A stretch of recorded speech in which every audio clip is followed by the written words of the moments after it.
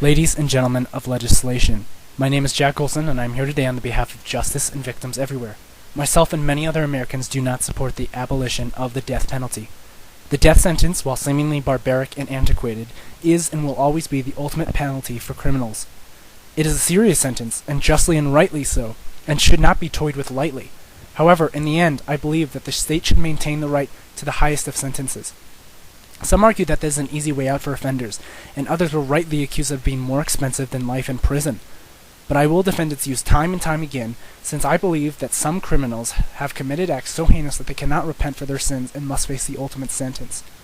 Our Eighth Amendment expresses concern over cruel and unusual punishment, and while I do not think that offenders should face complications and unreasonable torture, it is called the death penalty for a reason, and it is not an easy act to carry out.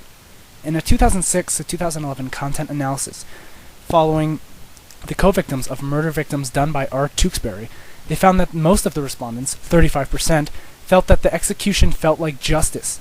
Numbers do not lie, and neither do the emotions of the co-victims affected by such a terrible crime.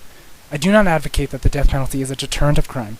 In fact, some crime rates go up after public executions. But I defend this sentence because if you kill someone in cold blood, then you should have to face the fact that you might get the same fate. It's more than just a final act of justice. It's also a sign of respect to the families and friends affected by intrinsically evil crimes. There's a fine line between vengeance and justice. I'm not saying we should seek out vengeance on behalf and for those co-victims, but we need to seek out justice. If you murder somebody, even if the victim was a bad person, you will still face the death penalty if convicted, not out of hatred or vengeance, but out of fairness and moral quality. Victims deserve justice, don't you agree? That's why we even have the criminal justice system. In February 2000, 62-year-old grandmother Betty Beets pled for her life after being on death row. Betty had served some time for murder of her fourth husband, and then was released back in the world. After remarrying, she murdered yet again, resulting in her receiving the death penalty. If the first murder had been taken more seriously, then maybe her fifth husband still might be with us today. Life is a sacred thing, so I understand the controversy surrounding this topic, and I embrace some of the flaws related to the death penalty.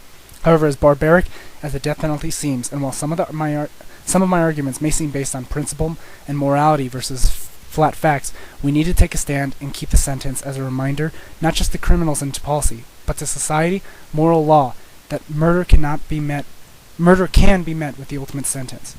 For legislation purposes, please, the ball is in your court. Thank you for your time.